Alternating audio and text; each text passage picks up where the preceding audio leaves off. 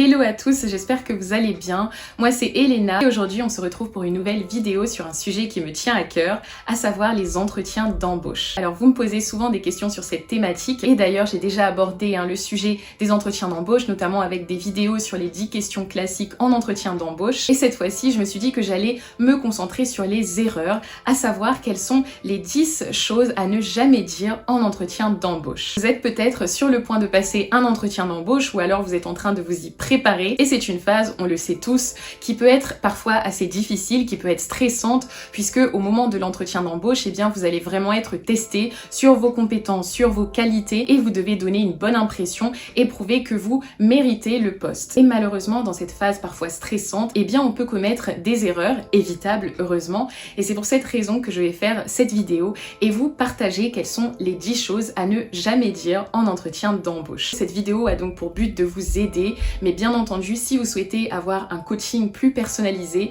n'hésitez surtout pas à aller faire un tour sur mon site web. Je vous prépare au mieux aux entretiens d'embauche. Ah oui, et avant de commencer cette vidéo, n'oublie surtout pas de t'abonner à ma chaîne Les Carnets d'Elena pour ne pas manquer mon contenu chaque semaine. Alors la première erreur qui est souvent commise en entretien d'embauche se passe notamment au début, c'est le fait de dire je vais parler de moi ou encore, pire, laissez-moi me présenter. Il faut savoir que en entretien d'embauche, vous êtes l'invité et c'est donc au recruteur de mener la danse. C'est donc lui qui prend la parole en premier, qui présente le poste, qui présente parfois certains membres de l'équipe ou encore le contexte de l'entreprise et c'est seulement ensuite qu'il vous invite à vous présenter. Ainsi, lors d'un rendez-vous avec un recruteur, il existe bien un ordre implicite et le fait de prendre l'initiative de raconter son histoire, son parcours un peu trop tôt peut sembler un peu prétentieux ou manquer de sérieux. Donc ne vous précipitez pas, vous aurez le temps pour raconter votre parcours. Maintenant, la deuxième chose à ne pas dire, c'est la suivante, c'est le job de mes rêves. C'est vrai que quand on est contacté pour un entretien d'embauche à une offre à laquelle on a postulé, eh bien le job en question peut vraiment correspondre à toutes nos attentes. Ça m'est déjà arrivé, c'était le type de poste que je visais, c'était la situation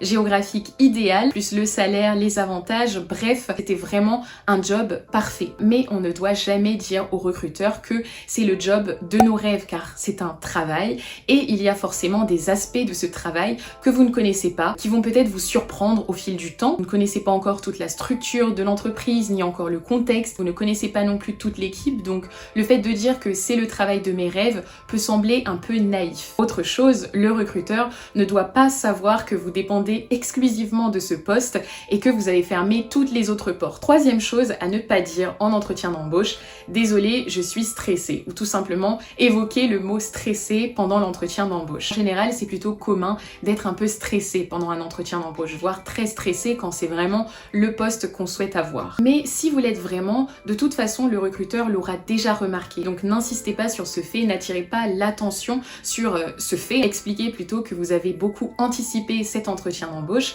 et que vous espérez vraiment faire de votre mieux pour être recruté. De plus, si vous vous préparez au mieux à l'entretien d'embauche, si vous préparez vraiment les questions classiques qui tombent le plus souvent en entretien d'embauche, eh bien vous allez finalement augmenter vos chances d'être plus à l'aise tout au long de l'entretien. À ce propos, n'oubliez pas que le temps que vous investissez dans la préparation d'un entretien d'embauche peut vraiment faire la différence. Et ça, c'est vrai que c'est quelque chose que j'ai compris avec le livre de Claude Desté. Il m'a beaucoup aidé, je vous mettrai le lien juste en dessous dans la description, où elle donne notamment des conseils sur la préparation de son pitch, son argumentation, la confiance en soi ou encore comment créer une relation positive avec le recruteur. Quatrième phrase à ne pas dire en entretien d'embauche, je suis le meilleur dans mon domaine. À nouveau, on va éviter ce genre de phrase, ce genre de superlatif. Évidemment qu'on peut être très bon, qu'on peut même être excellent dans son domaine, dans certaines compétences demandées en entretien d'embauche, mais ce n'est pas très humble de dire que vous êtes le meilleur dans tel ou tel domaine. En entretien d'embauche, n'oubliez pas non plus que vous êtes un candidat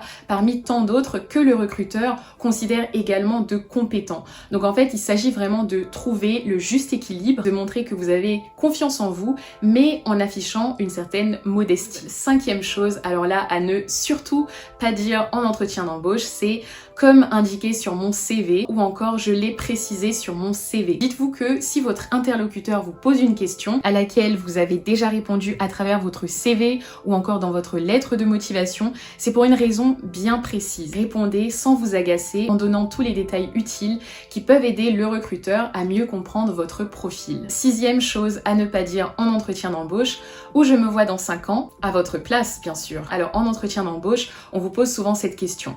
Où vous voyez-vous dans 3, 5, 10 ans? Ça fait partie des questions classiques en entretien d'embauche et vous devez y répondre d'une façon qui donne envie qu'on vous recrute, d'une façon qui montre que vous avez vraiment un vrai projet professionnel. Donc à cette question, il vaut mieux éviter de répondre, eh bien, je me vois à votre place. Le fait de le dire à votre manager ou à celui qui sera votre responsable hiérarchique n'est pas très adapté, n'est pas très approprié. À la place, je répondrai, je me vois dans un poste à responsabilité, dans le même secteur et espère être à la tête d'une équipe. Septième chose à ne pas dire en entretien d'embauche et que j'entends souvent malheureusement quand je fais les préparations aux entretiens d'embauche, c'est concernant les défauts. Je suis perfectionniste. Soyez un peu plus créatif. C'est le genre de phrase qu'on n'arrête pas d'entendre en entretien d'embauche et vous allez vraiment laisser une note de je n'ai pas su quoi trouver en fait finalement à cette question. Essayez d'imaginer un défaut et de le tourner de manière sympathique au recruteur. Je ne sais pas.